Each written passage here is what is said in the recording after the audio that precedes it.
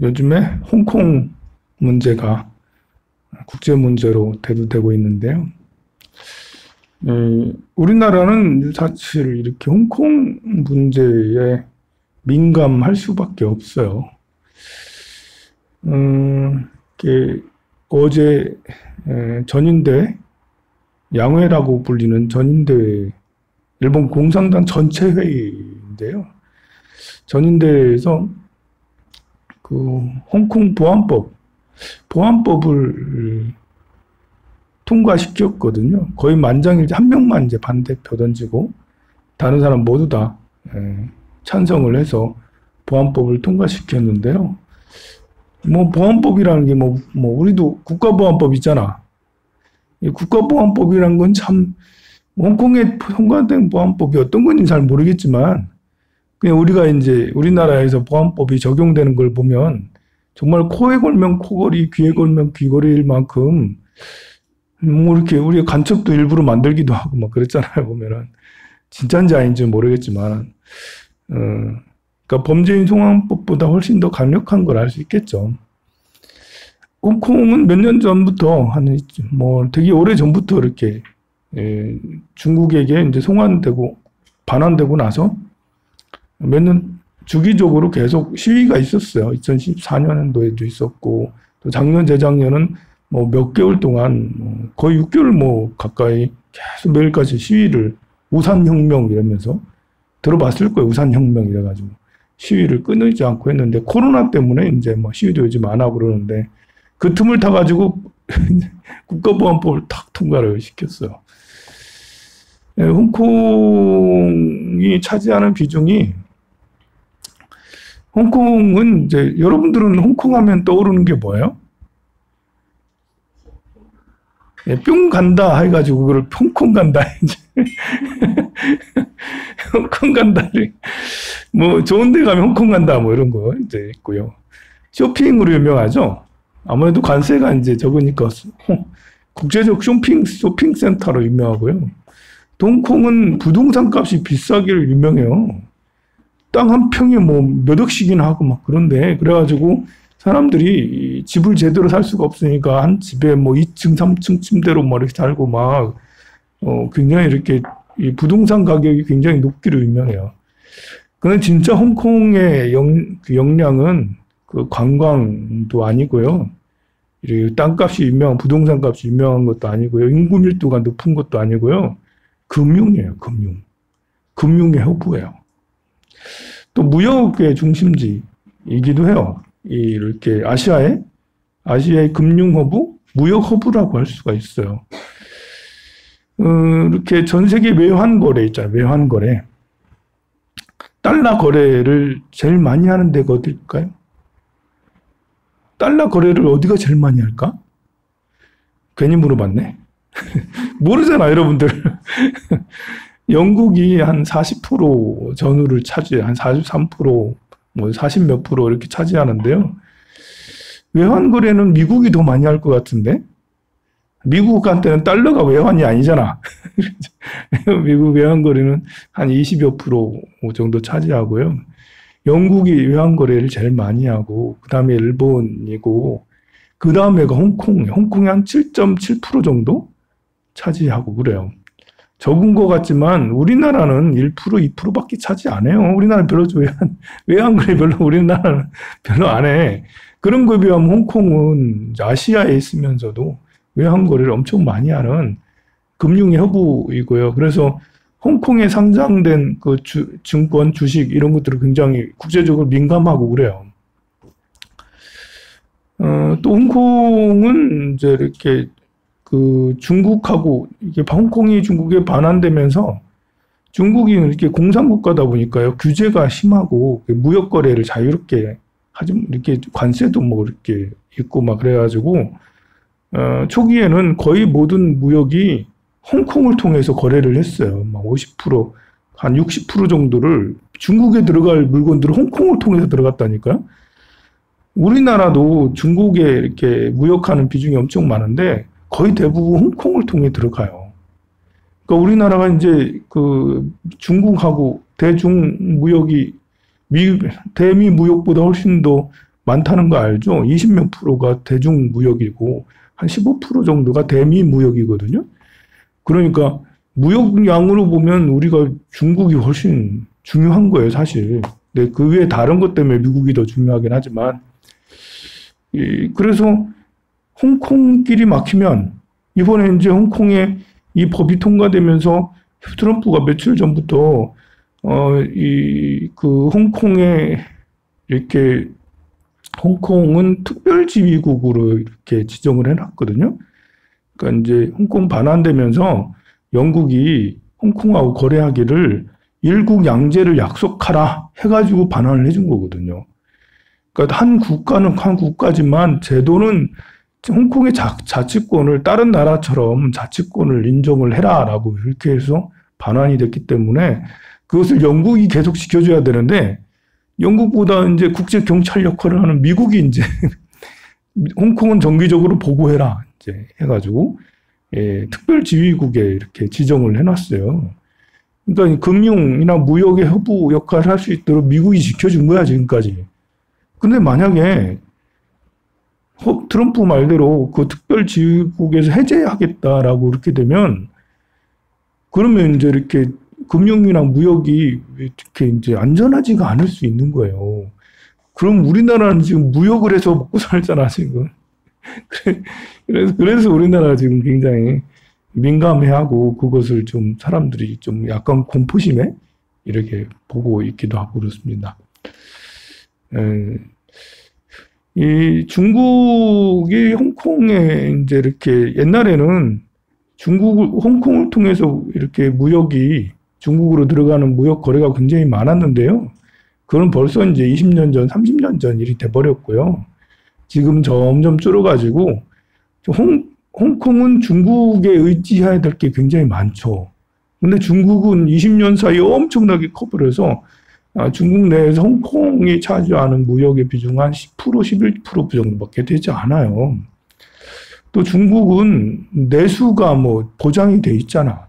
14억 인구가 내수를 할 수가 있어. 이거 외국하고 무역을 하지 않아도 자기들이 만든 핸드폰 만들어서 국내에 돌리기만 해도 자기들이 만든 뭐 이렇게 공산품을 돌리기만 해도 원활하게만 잘 돌아가도 먹고 사는데 지장이 없는 거예요. 미국도 마찬가지예요. 미국한테 홍콩이 뭐 콩알만 하지 뭐 대단한 거겠어요? 미국한테 대한민국이 뭐 콩알만 하지 대단하겠어요? 그 큰 나라에서? 근데 미국은 이제 하고 싶은 대로 그냥 말하고 싶은 대로 막 말하잖아. 홍콩 없앴다. 뭐 중국하고 한번 붙자. 뭐 이렇게. 중국하고 홍콩하고는 중국하고 이렇게 미국하고는 각자가 너무나 큰 나라니까 뭐 조금 서로 갈등을 해도 뭐 미국 자체로 큰 피해가 있는 것도 아니고 중국 자체적으로 큰 피해가 있는 게 아니야.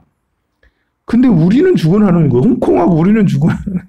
홍콩이 반환되면서부터 홍콩의 부자들은 또 이렇게 식자들, 많이 배운 사람들, 부자들은 전부 다 이렇게 해외 이민 갔어요. 제일 많이 간 데가 캐나다로 제일 많이 갔다 하더라고요. 호주, 캐나다, 미국 이런 데로 거의 다 이민 가고 남아있는 사람은 중국에서 유입된 사람들. 중국에서 엄청나게 유입이 또 많이 됐어. 그리고 이제 부동산도 많이 폭등되고요. 이게 이제, 그럼 왜 홍콩은 영국 땅이 되었을까? 그것도 우리가 좀 생각을 해봐야 되겠죠. 제가 몇 번을 설명드렸긴 하지만, 그래도 또 생각을 해보면, 참, 이제, 이 나라의 운명이라는 게, 우리도 참 조심해야 될 게 많잖아요. 우리 임진왜란 겪었죠. 그리고 이렇게 그 일제치하도 겪고, 6.25도 겪고, 또 미군정도 겪고, 지금도 뭐 이렇게 눈치를 봐야 되는, 그 미국에서 기침 한번 하면, 우리는 지금 태풍 불고, 이제 중국에서 이제 애헴하고 그러면 우리는 무서워서 벌벌 떨고 있고, 이래도요, 참, 이래 좀 이상한 게 돼버렸는데, 중국도 이렇게 보면, 왜 그런 이 홍콩을 뺏기고 그랬나 하는 게 보면 너무 오만했던 거예요. 너무 거만하고 오만하고. 청나라는 정말 대단한 나라였어요. 청나라 초기에 뭐 강희제, 걸륭제 이때까지만 해도 청나라가 이제 16세기 한 1500 임진왜란 끝나고 나서 얼마 안 있어서 청나라가 만들어져요. 이제 누르하치를 통해서 또 이렇게 만들어지게 되는데 명나라가 무너지고 그 다음 청나라가 이제 들어서게 되는데 처음 청나라의 19세기 초반까지만 해도 그러니까 1810년대까지만 해도 청나라는 굉장히 강했어요. 그 서구 유럽에서도 함부로 넘보지 못할 만큼 굉장히 강했어요. 그러나 교류를 하지 않았어. 자기들만 강한 거야, 이제. 청나라의 주 정책 중에 하나가 해금 정책이거든요. 제가 여러 번 말했잖아. 우리 조선시대 때는 무역을 거의 하지 못했다고. 우리 자체적으로 폐쇄적인 것도 있었지만, 아니, 고려시대는 병난도를 통해서 저 아랍 지역까지도 얼마나 무역을 많이 했어요. 우리나라가 이제 굉장히 국제적인 나라였거든, 고려시대는. 근데 조선시대 명나라, 청나라 때는 국제적인 나라가 아니라 저 동양이 알지 못하는 고유한 나라, 있는지 없는지도 모르는 유럽에서는 차이나는 알아도 코리아는 아무도 알지 못, 일본은 알아도, 재팬은 알아도 코리아는 잘 모르는 그런 나라였어요. 왜냐하면 외국하고 거래를 안 하니까, 무역을 안 하니까요. 근데 무역을 뭐 일부러 안 한 것도 있을 수도 있겠지만 바닷길을 막혔으니까 청나라가 바닷길을 막았다니까.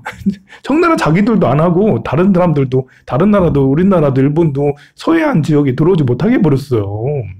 그걸 뭐 해금 정책이라고 그러는데 바다를 막는다 해서. 그러니까 조선시대 전체적으로 하지를 못했어요. 그래서 이제 나중에 대원군이 세국 정책을 피는 거 이런 것들도 무슨 이제 해외랑 거래를 해봤어야지 뭘 하지. 유교가 좀 폐쇄적인 것도 폐쇄적이지만 이렇게 오랫동안 세국 정책, 세국 아닌 세국이죠. 일부러 그런 건 아니고 저절로 그냥 내버린 건데, 그렇게 하다가 청나라가 이제 이 18세기, 1800년, 1820년, 20년, 30년이 되면서 굉장히 부정부패가 심해지고 나라가 이제 썩어져 가기 시작하는 거예요.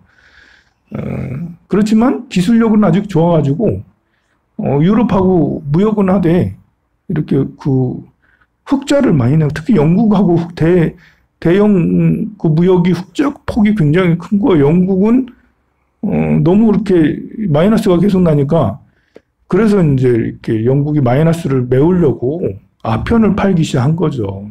인도에다가 아편 나무를 심어가지고 아편 재배를 한 거예요. 일본 이제 인도의 농지 이런 것들을 싹 없애고 거기다가 이제 아편을 심기 시작. 아편을 잔뜩 심어가지고 그래가지고 이제 아편을 밀매를 하는 거죠. 이제 무역 광동성 지역에 광주 지역에 이렇게 밀매를 계속 이렇게 해가지고 중국 전역에 거의 뭐 이렇게 모든 사람들이 다 아편을 다 피울 만큼이나 당시에는 아편 피운다고 국가에서 무슨 제재하고 하지 않았으니까 거의 모든 사람들이 다 피우게 된 거죠. 그래서 이제 아편 전쟁이 생 거예요. 중국도 더 이상 안 되겠다 해가지고 싸우게 됐는데요. 결국 이 청나라는 정말 맥없이 지게 돼요. 그러면서 개항도 하게 되고 홍콩도 내주게 되고요. 두 번, 세 번을 내줘요. 홍콩을 한 번에 내주지 않아요. 아편 전쟁이 한 번만 있었던 게 아니고 또 두 번째 또 아편 전쟁을 하고요. 나중에 1888년 정도 돼가지고 다시 한 번 또 중국하고 모여서 홍콩에 처음에는 이쪽 남부 지역, 그 다음에 좀 중부 지역, 이렇게 점점 지역을 넓혀서 홍콩을 100년 동안, 1888년도에 99년 동안, 1899년도겠구나. 99년 동안, 1898년 얘기구나. 99년 동안 이 홍콩을 점거하도록 그렇게 계약을 하게 되죠. 청나라랑. 청나라가 얼마나 바보 같았으면 그런 계약을 자기 땅을 남에게 이렇게 할양을 하고 그러겠어요. 그러면서 99년 동안 하겠다고 하면서 그 옆에다 가로치고 뭐라고 써놨냐면 영원할 것 같은, 그러니까 99년이지만 영원한 것 같은 99년 이렇게 써놓은 거예요. 가로치고 그래 보면. 그러니까 이제 안 주겠다는 거예요. 사실 처음부터 거래할 때부터 말만 99년이지 100년은 어떻게 하나 세상에. 99년 하다 보면 이게 그냥 우리 땅이 되는 거. 영국은 아마 그런 마음으로 영구적 점거로 생각을 했었던 거예요. 근데 마가렛 대처 시절에 1980, 70년대, 80년대 이런 때 이제 계속 중국에서 요구하고 그러면서 마가렛 대처 수상이 그거랑 이제 그걸 가지고 이제 협상을 하면서 안 내주려고 사실은 영국에선 그랬는데 중국에서 워낙 강하게 나오니까요. 결국은 이제 반환하기로 한 것이 1997년도에 반환이 됐죠. 그러면서 아까 말한 대로 일국 양제로 하자라고 했으나 중국은 계속해서 홍콩을 간섭을 했고요. 지금 이제 홍콩 문제만 있는 게 아니라 대만 문제도 같이 겹쳐져 있어요. 우리한테는 큰 문제예요. 우리한테는 대만도 지금 이제 이렇게 그 중국 사람들 입장에서는 홍콩도 우리 땅이고 대만도 우리 땅이고 우리 생각을 하는가 봐. 입장을 바꿔놓고 생각하면 우리도 그럴 것 같아. 내가 중국 사람이면 홍콩도 우리 건데? 저 대만도 본래 우리 건데? 이래 하면서 이제 세계 경제나 이런 뭐 정치 상황 교류하지 않고 그냥 이렇게 계속 밀고 나가는 것 같은데요. 좀 그런 게 있습니다. 좀 어떻게 앞으로 변해갈까?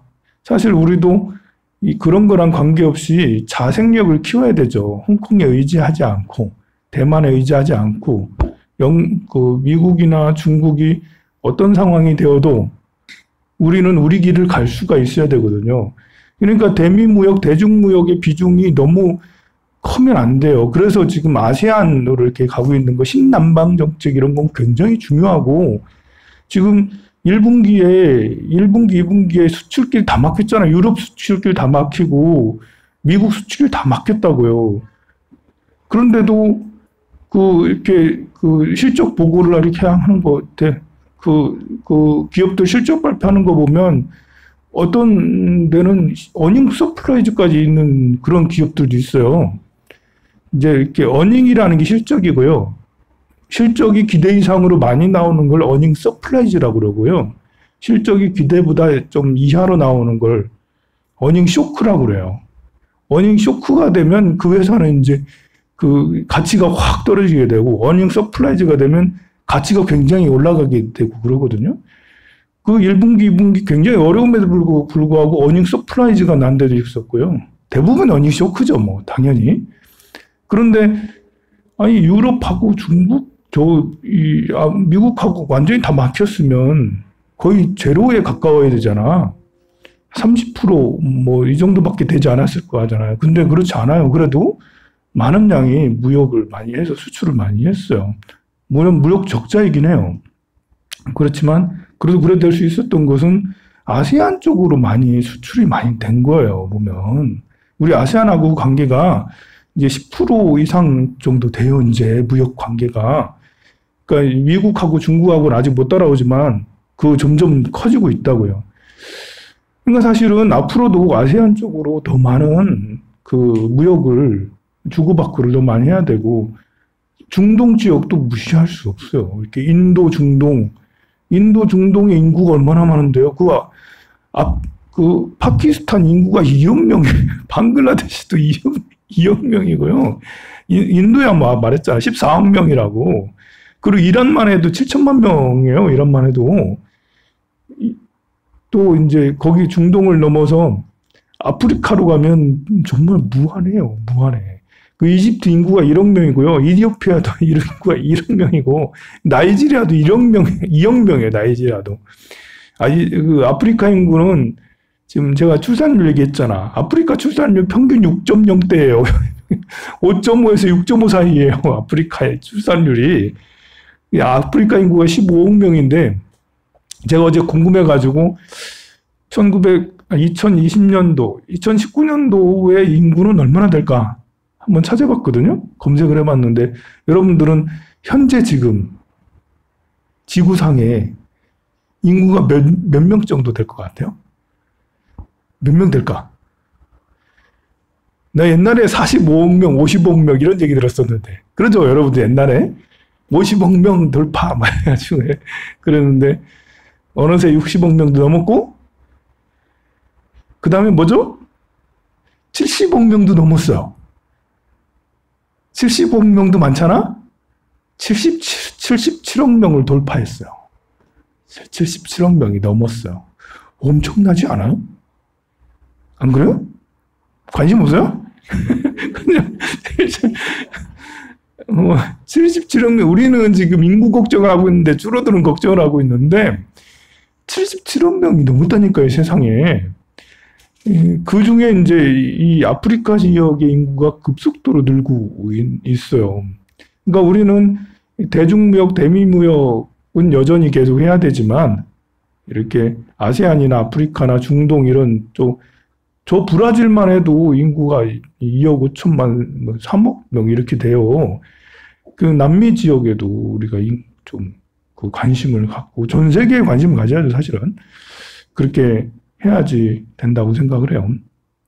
사실 그렇게 이제 뻗어 나가려면 마음이 넓어야 돼요. 지금 우리나라는 지금 마음이 점점 좁아지지 않나. 이제 윤미향하고 조영수 할머니 싸우는 거 보면 정말 이렇게 좁은 마음 가지고 지금 이러고 있는 것 같아요. 지금 사회 그 비영리 활동이라는 게, 그러니까 시민 활동이라는 게 아무나 할 수 없는 거예요. 아니 그 로타리나 이런 것들은 뭐 로타리 말고 또 뭐였지?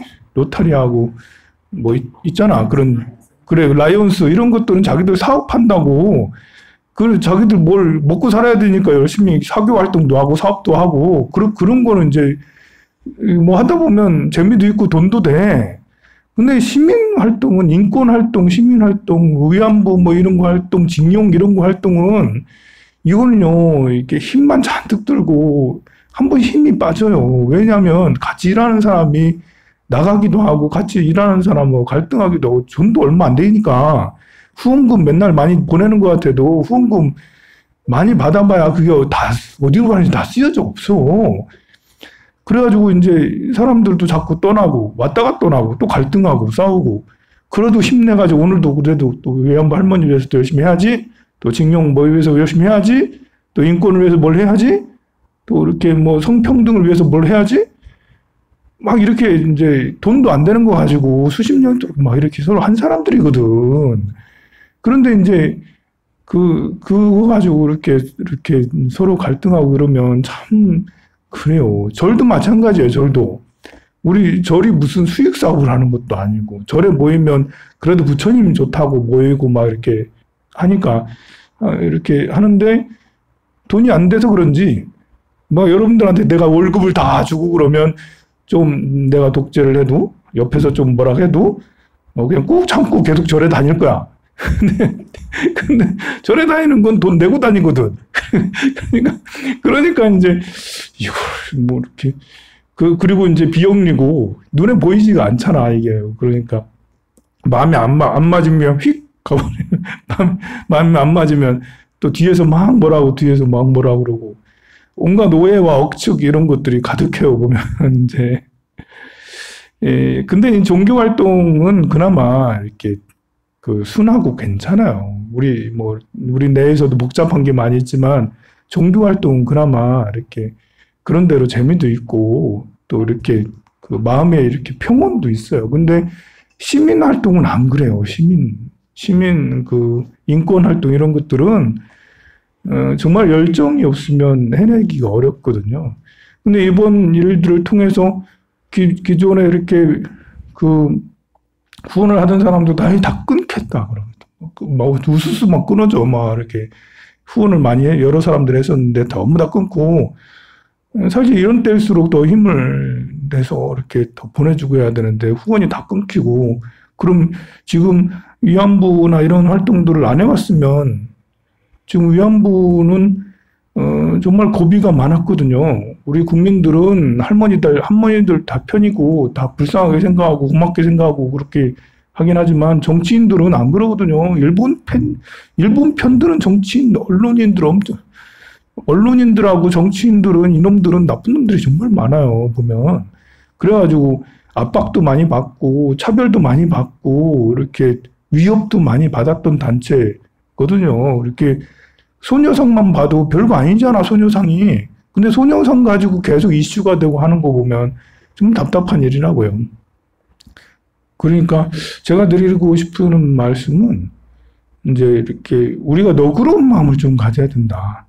이제 절 내에서도 마찬가지고 여러분들 다니는 직장에서 또 가족들하고 또 이웃들하고 좀 너그러워야 된다. 이렇게 마음을 좀 큰 마음을 가지고 포용을 하고 좀 더 너그러져야 되지 않겠나? 좀 더 용서해주고 이해해주고 또 보듬어주고 오해하는 사람도 보듬어주고 오해받는 사람도 보듬어주고 때로는 이제 저 사람 아유 저 나쁜 놈 이렇게 생각할 수도 있겠지만 나도 오해할 수 있으니까요. 좀 그래야 되면 더 좋지 않겠나 싶습니다. 성불하세요.